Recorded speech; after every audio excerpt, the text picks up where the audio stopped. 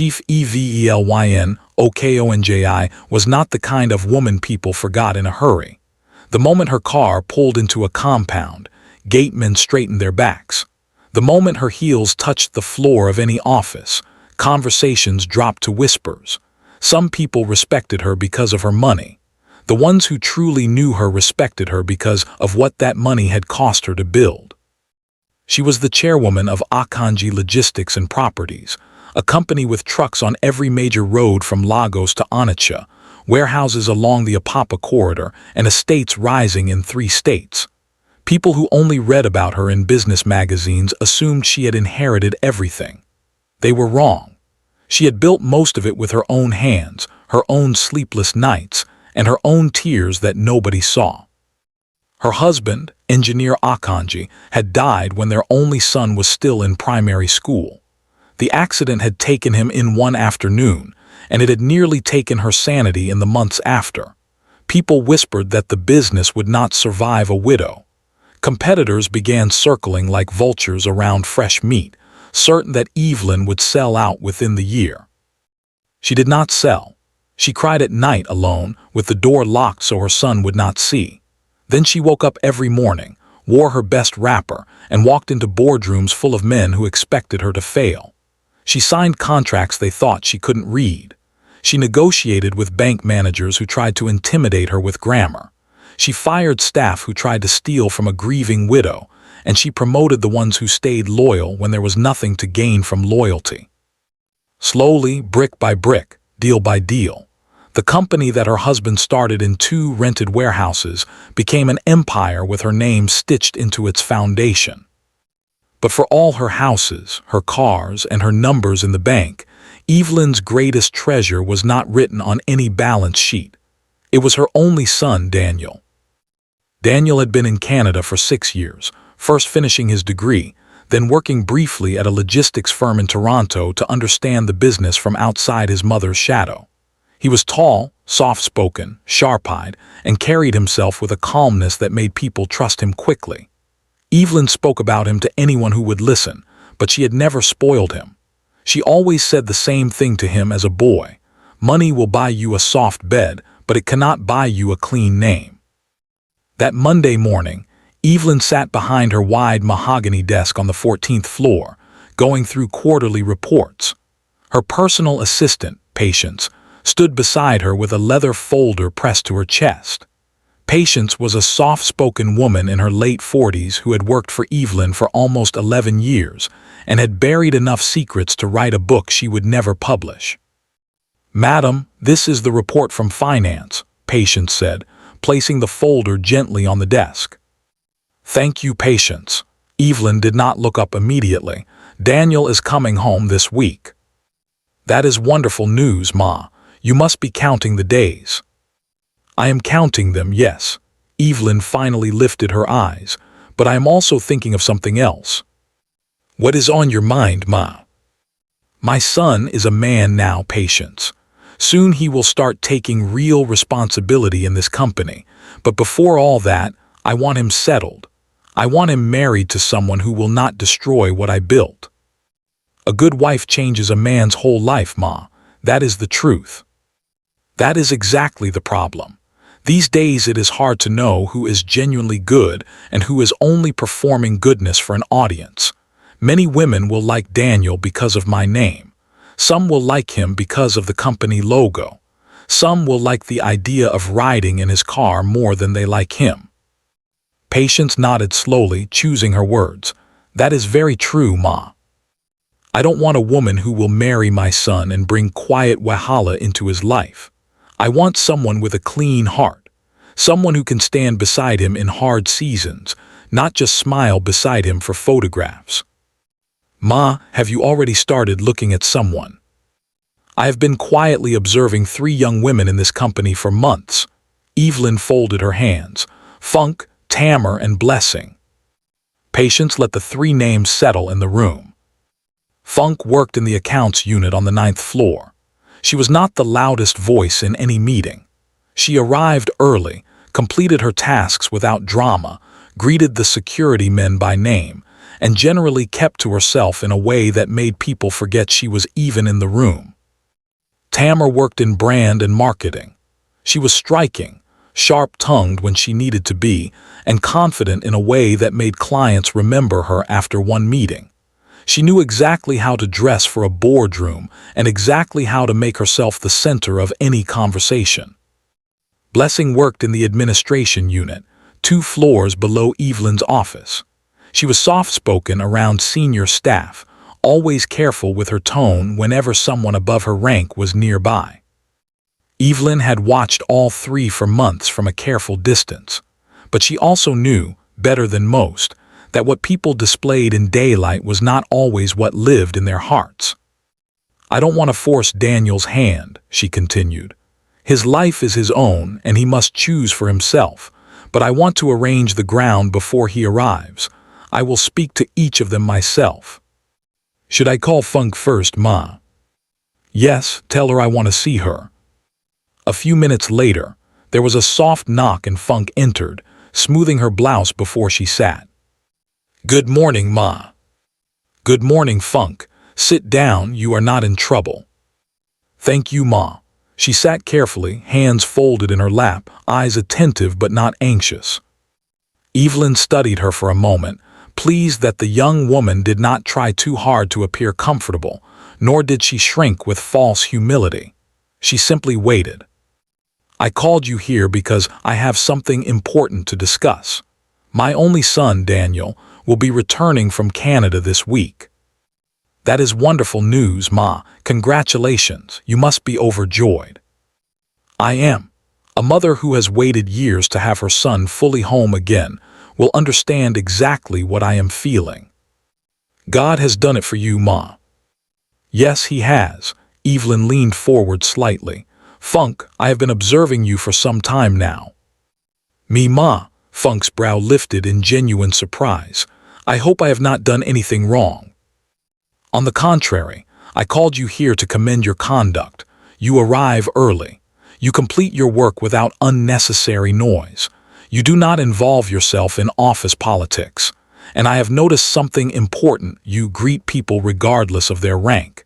Even the cleaners, even the security men at the gate." "Thank you, Ma." "That tells me something about character. Character is not what you display in front of your superiors. It is how you treat the people who can do absolutely nothing for you in return." "I try to remember that everyone deserves basic respect, Ma." "Good. That is precisely why I want to speak with you about my son's future marriage. Daniel is returning. He is of age. I have been considering the kind of woman who might bring him genuine peace, not just admiration. I am not instructing you to marry him. I am not instructing him to marry you. I do not force matters of the heart, but I believe you carry a good spirit, and I would like for the 2 of you to be introduced when he settles in." Funk was quiet for a moment, processing. "Ma, I honestly don't know what to say." "Say what is true in your heart." "I am deeply grateful that you would even consider me, but I believe that whatever is meant to happen will happen in its own time. Your son also has his own heart and his own choices. He may return and feel nothing for me at all, and that would be perfectly fine." "You are not even a little excited." "I am grateful, Ma, truly grateful, but I don't want to start building a future in my mind around someone I haven't even met yet. That feels unwise." Evelyn studied her with new appreciation. "That is a wise answer, Funk, wiser than I expected." "I hope I haven't spoken out of turn, Ma." "No, my dear, you spoke very well. When Daniel returns, I will let you know what comes next. For now, simply continue being who you are." "I will, Ma. Thank you for trusting me with this." As Funk reached the door, Evelyn called her back gently. "Funk." "Ma." "Whatever happens after this, never let money change the heart you currently carry." "I will try my best, Ma." When the door closed, Evelyn sat in silence, smiling faintly to herself. Funk had answered honestly. She had not leapt at the opportunity like a starving person offered a feast, nor had she performed exaggerated humility for effect. Her response had simply sounded real. Patience. Ma. Call Tamar for me now. One woman had entered with quiet humility. Now it was time to see how the second would respond. Tamar arrived 10 minutes later, walking in with the confidence of someone entering a room she already considered hers. She was smiling before she even said good morning. Good morning, Ma. Good morning, Tamar. Please sit. Thank you, Ma. I called you here because I have something important to share. My son, Daniel, returns from Canada this week. Wow, Ma, that is fantastic news. Congratulations, truly. Thank you. He's been away for years, but he's finally coming home. You must be over the moon, Ma. I know how much you've missed him. I have. Evelyn watched her closely. I have been observing you for a while, Tamar. Me, Ma. Tamar's smile widened further. Yes, you are beautiful, sharp-minded, and excellent with clients. You know how to charm a room when you want something. I have taken note of all of it. Thank you so much, Ma. That truly means a lot coming from you. My son is ready for marriage. I want him to find a woman who gives him peace, not performance. I am not forcing his hand, and I am not forcing yours, but I sense you might be someone worth introducing when he arrives. Ma, you mean your son, me and your son? Yes, my son. Thank you, Ma. Thank you so much. I don't even know what to say. I am so grateful, Ma, truly. Nothing has happened yet, Tamar. I only want you to be your natural self when he arrives. Of course, Ma, I will absolutely be myself. And please, this conversation must not leave this office. I promise, Ma, not a word to anyone. You may go now. Thank you again, Ma. God bless you richly. You will not regret even considering me, I promise you that. Tamar floated out of the office as though the marble floor now belonged to her personally. In her mind, she could already see herself in the back seat of an imported SUV, boarding flights to Dubai, workers bowing slightly as she passed. Good morning, madam. Welcome back, madam. This way, please, madam. The fantasy was so sweet it followed her all the way back to her desk, where she could no longer focus on the brand deck she was supposed to be reviewing. She opened the file, closed it, opened it again without reading a single line. Her colleague Kioma noticed immediately. Kioma worked in the same department and had a nose for gossip sharper than any perfume. Tamar, why are you smiling like that? Did they finally approve your salary increment? Some things are bigger than salary, Kioma. Talk now, talk. Not here, it's too risky to discuss here. So it's that big. Kioma's eyes widened with hunger for details. But before she could press further, Tamar grabbed a random file and pretended to be deeply engrossed in work. In her head, she had already started referring to herself privately as Madame Evelyn's future daughter-in-law. Back upstairs, Evelyn sat quietly for a while, turning the conversation over in her mind.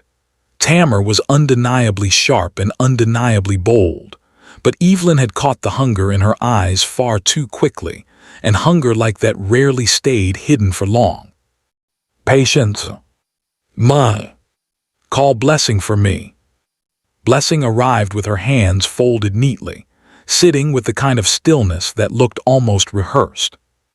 Good morning, Ma. Good morning, Blessing. Sit. She lowered herself gently into the chair, eyes calm, posture composed. Evelyn watched her carefully. Blessing always appeared peaceful sometimes, Evelyn thought, almost too peaceful for comfort. But she reminded herself not to judge prematurely. Blessing, my son Daniel returns from Canada this week. That is wonderful news, Ma. Congratulations to you. Thank you. You must understand what it means for a mother to wait this long. It is truly a blessing from God, Ma. I called you here because I've been observing you. Me, Ma. Yes, your composure has impressed me greatly. Thank you, Ma. I always try to carry myself properly. My son is ready for marriage.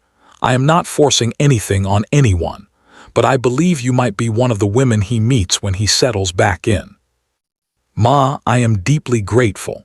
You have suffered so much as a mother, and you deserve to finally see your son happy and settled. Thank you, blessing. You are welcome, Ma. Please keep this conversation strictly between us. I will, Ma, not a word. You may go now. Thank you, Ma, I am truly grateful. As Blessing walked out, her composed expression cracked slightly into something calculating once the door shut behind her. So Madam has been quietly studying all of us. This is my opening, and I will not let it slip through my fingers. Unlike Tamar, she did not rush to announce anything to her colleagues. She did not laugh or dance at her desk. She simply returned to her seat, opened her laptop, and stared at the screen without truly seeing it. Her mind was no longer on her assignments. It was entirely consumed with calculating how to position herself in front of Daniel before either of the other two women got the chance. 2 days later, Daniel landed at Murtala Muhammad International Airport in the late afternoon. Evelyn did not send a driver. She came herself, dressed simply, standing at arrivals with her heart pounding the way it had not pounded in years. The moment he walked through the gate, she opened her arms wide. My son. Mum.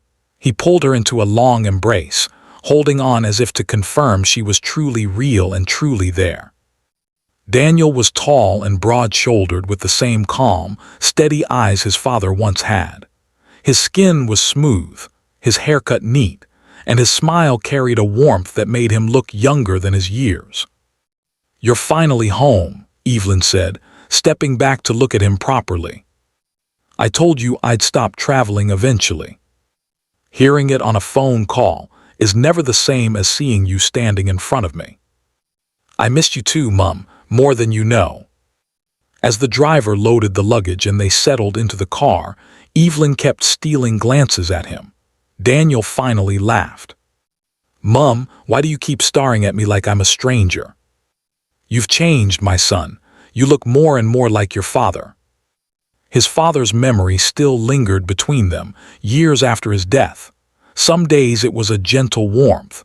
Other days it pressed down heavily, unannounced.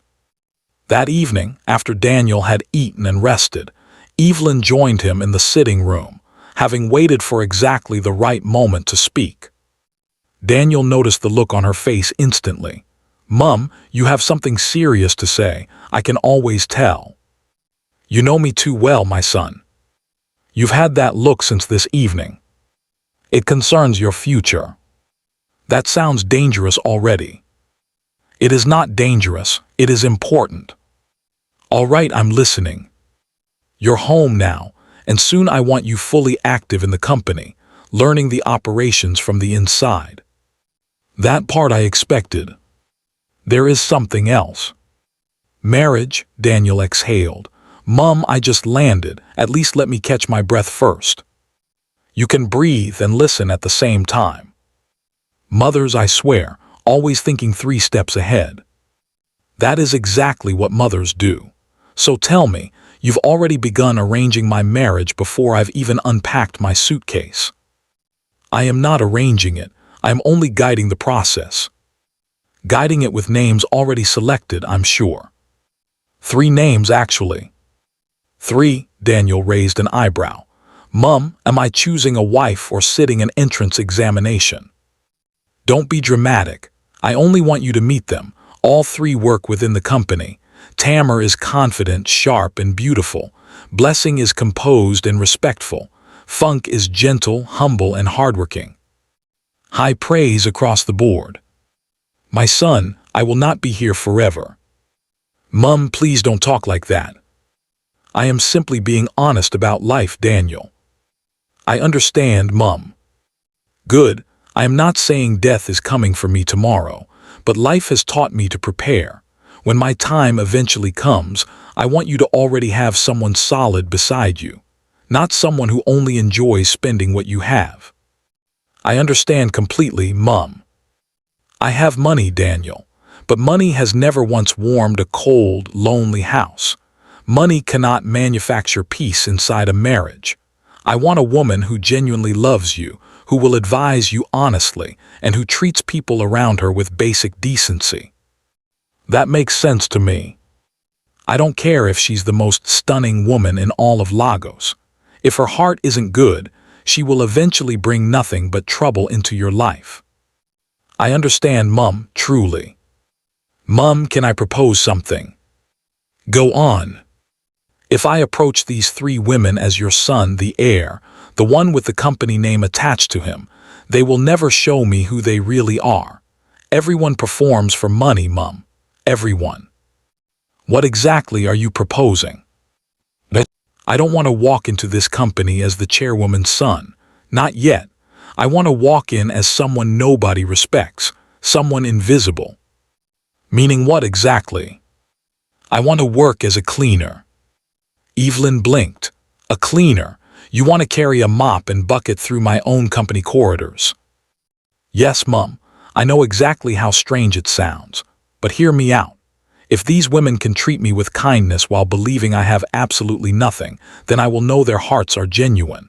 If they insult me, dismiss me, or look through me like I don't exist, I will know that too. I refuse to marry beauty alone. I refuse to marry a sweet voice that only performs for an audience. I refuse to marry someone who is secretly in love with your company and not with me. I want a woman who can see me clearly, even when I appear to be nobody at all. Evelyn studied her son for a long moment, the strangeness of the plan slowly giving way to something resembling respect. A cleaner, she repeated softly. Daniel, do you understand how some staff treat cleaning staff in this company? That is precisely why this plan makes sense, Mum.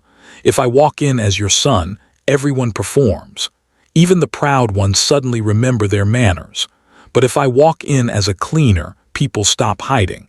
I want to see how these 3 women treat a man they believe holds no power at all. You really are your father's son. Is that a yes? It is a yes, but you must be extremely careful. I will be. This is a risky yes, Daniel. I can handle it, Mum. You will not lose your temper and expose yourself the moment someone insults you. I will try my absolute best not to. Try is not good enough. Then I will not expose myself, I promise. Good. This entire plan is unusual, but there is wisdom buried inside it. The world treats wealth and poverty so differently, Daniel. People will bow to a man in expensive shoes and walk past a man in torn slippers as though he is invisible dust on the floor. That is exactly what I need to understand about these women before any of them becomes your wife. I will personally help arrange everything, Evelyn continued. But only 3 people will ever know the truth, you, myself, and Augustine. Who is Augustine? My operations manager. He has served this company faithfully for almost 8 years. Quiet, serious, and absolutely loyal. I trust him completely. Then let him know. Evelyn picked up her phone and made the call. Augustine arrived within 15 minutes, dressed sharply despite the late hour. Good evening, Ma. Good evening, Augustine. Sit. Good evening, sir, he added, nodding toward Daniel. Welcome back. Thank you. Let's get straight to business, Evelyn said. My son wishes to enter the company as a cleaner. Nobody must know who he truly is. Ma, that will not be simple. The senior staff are already expecting him to resume formally within the month. They will continue expecting that. In the meantime, no one will recognize him. Most employees haven't seen him in years, and he certainly won't be dressing the way they remember. What name should we record him under, Ma? His own name. There's no need to overcomplicate things. Daniel is common enough that it won't raise suspicion. Understood, Ma. We'll proceed with Daniel. Arrange for him to join the cleaning team first thing tomorrow morning. Old uniform, nothing distinctive. I'll speak with Mr. Bassi tonight. Who is Mr. Bassi? Daniel asked. The cleaning supervisor, Augustine explained. He oversees the entire janitorial team. He won't need to know your real identity. I'll simply inform him that you're a temporary cleaner sent directly by management. He must not suspect anything beyond that. And Augustine, Evelyn added, watch everything closely. Do not interfere unless it becomes absolutely necessary. Understood, Ma. Then tomorrow I start, Daniel said quietly. Tomorrow you start. The next morning, Daniel arrived at the Okonji Logistics headquarters well before most staff had even left their houses. Gone was the polished young executive who'd stepped off the plane 2 days earlier. In his place stood a man in a faded, slightly oversized cleaner's uniform, a worn cap pulled low over his neat haircut, carrying a mop, a bucket, a bottle of cleaning spray, and a small gray towel slung over his shoulder. Anyone who had seen him at the airport would have struggled to believe this was the heir to a multi-billion naira empire. Augustine met him quietly near the staff entrance at the back of the building. You're certain you're ready for this? Do I look poor enough yet? Daniel asked, adjusting the cap. Unfortunately, yes, which means it's working. Minutes later, Mr. Bassi arrived, a short, weathered man with tired eyes but a fundamentally kind face, having spent over a decade managing the cleaning staff with quiet seriousness. Augustine, who is this? This is Daniel. He'll be joining your team temporarily. You've done cleaning work before? Bassi asked, looking Daniel up and down. A little, sir. This is serious work, not playtime. Floors must shine, surfaces must be spotless, and I tolerate zero laziness on my team. This office does not forgive carelessness. Understood, sir. Start with the reception area.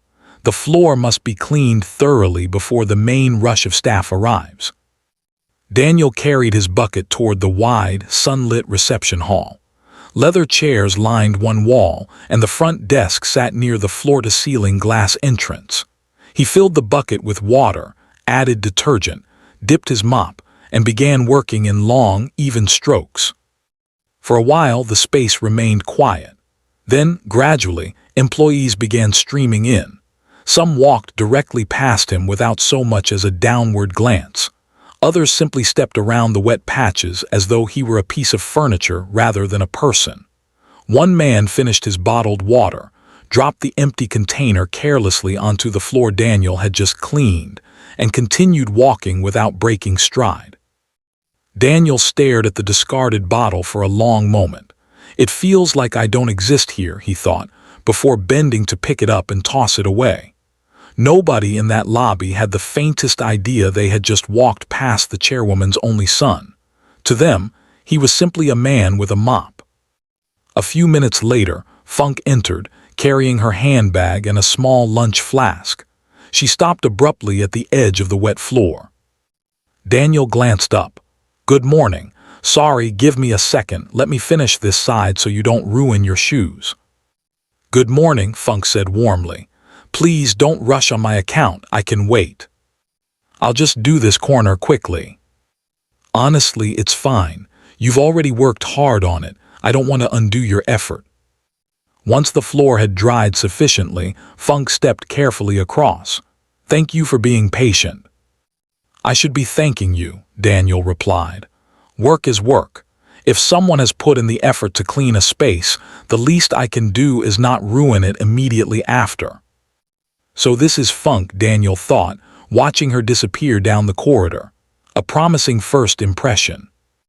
Not long after, Tamar arrived, and there was simply no missing her entrance.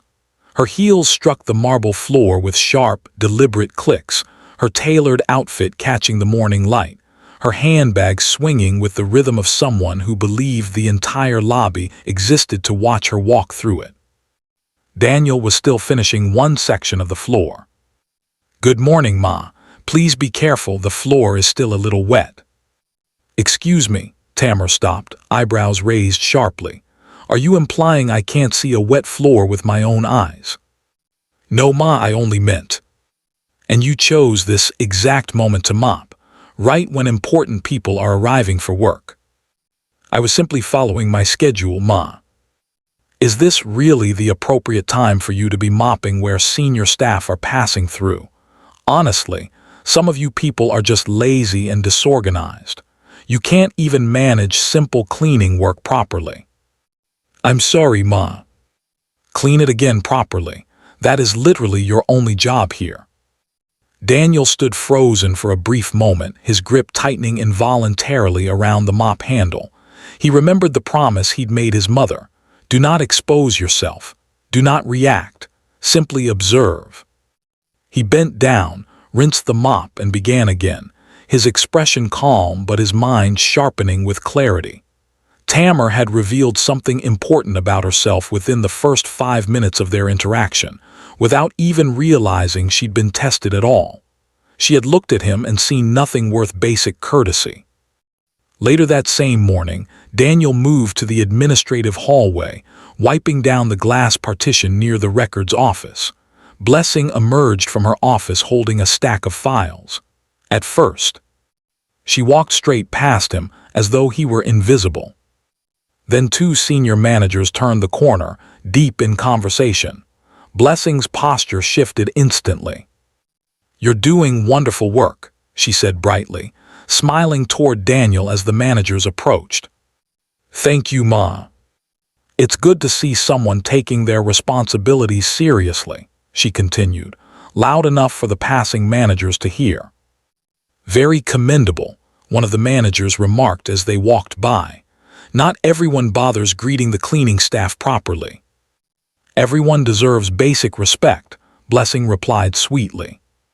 The instant the managers turned the corner and were out of earshot, her expression shifted completely. She glanced down at his bucket sitting near her office door and frowned sharply. "Move that bucket away from my doorway immediately. It's making the entire area look untidy." "I'm sorry, Ma. And going forward, do not block walking paths with your cleaning equipment." "Understood, Ma." So this one is only kind when there's an audience watching, Daniel thought, saying nothing aloud. He simply repositioned the bucket and continued his work in silence. Over the following days, Daniel settled fully into the rhythm of a cleaner's life within his own family's company. He scrubbed the conference room after every meeting, wiping down the long table, clearing forgotten water bottles, and resetting chairs into perfect rows. He cleaned the glass entrance doors every single morning before the first wave of staff arrived. He emptied overflowing bins stuffed with shredded documents, leftover food packaging, and old receipts. He mopped up spilled tea from office floors and hauled heavy buckets from one end of the sprawling building to the other.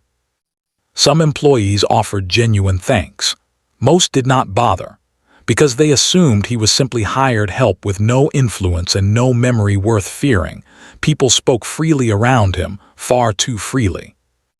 One afternoon, while emptying a bin near the marketing department, Daniel overheard 2 staff members gossiping casually beside the printer.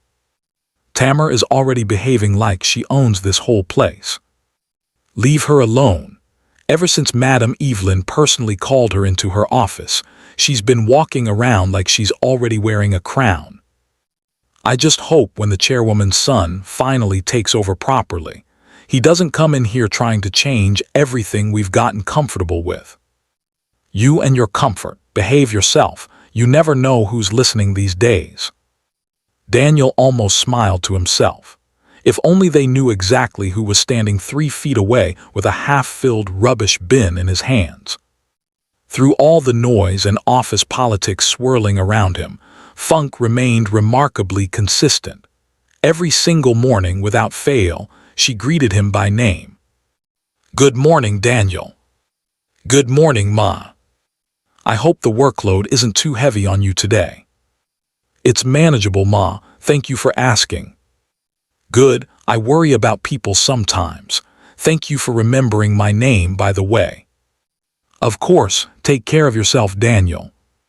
She greeted him in the hallway, near the staircase, beside the overflowing bins, even in moments when absolutely no one else was around to witness her kindness, which, Daniel had begun to realize, was precisely the point. Kindness performed only for an audience meant nothing at all. One particularly long afternoon, following an exhausting management meeting, Daniel was cleaning the conference room alone, methodically wiping down chairs that had been pushed haphazardly out of position. Funk passed by with a stack of files balanced against her hip and paused at the open doorway.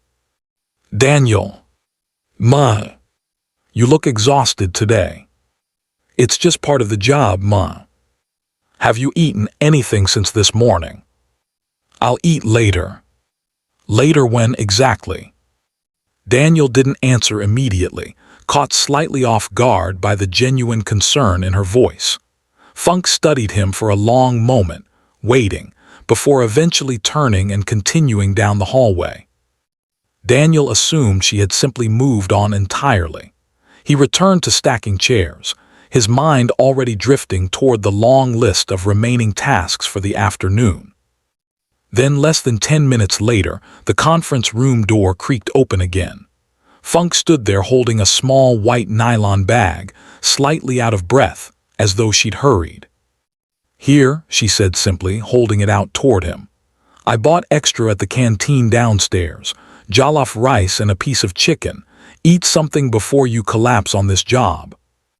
Daniel stared at the bag, then at her, momentarily speechless. "Ma, you didn't have to." "I know I didn't have to," Funk said gently, cutting him off with a small, warm smile. "That's exactly why I did it."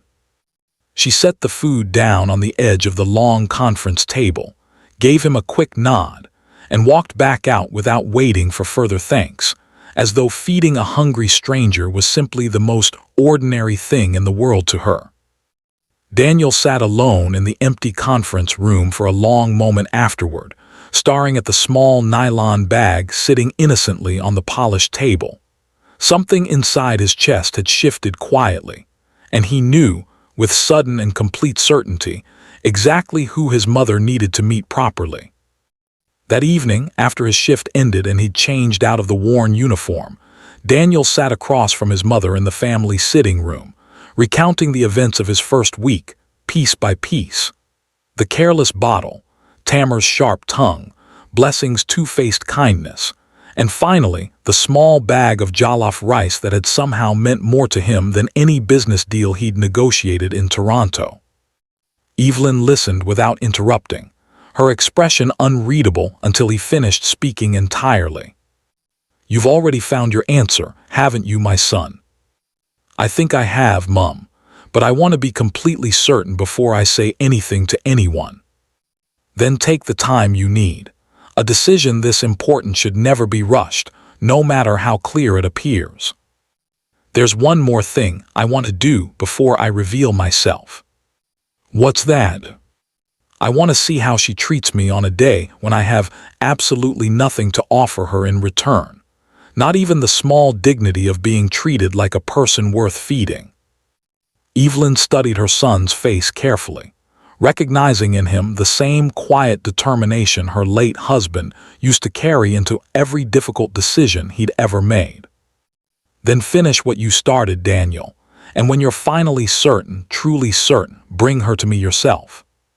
2 weeks later, Daniel walked into Evelyn's office one final time wearing a cleaner's uniform for the very last time. He removed the worn cap from his head and set it gently on her desk. "Mum, I'm ready now." "Ready for what exactly?"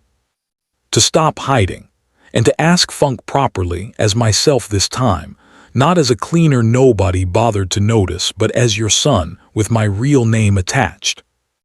Evelyn smiled, the first truly unguarded smile Daniel had seen on her face since he'd returned from Canada.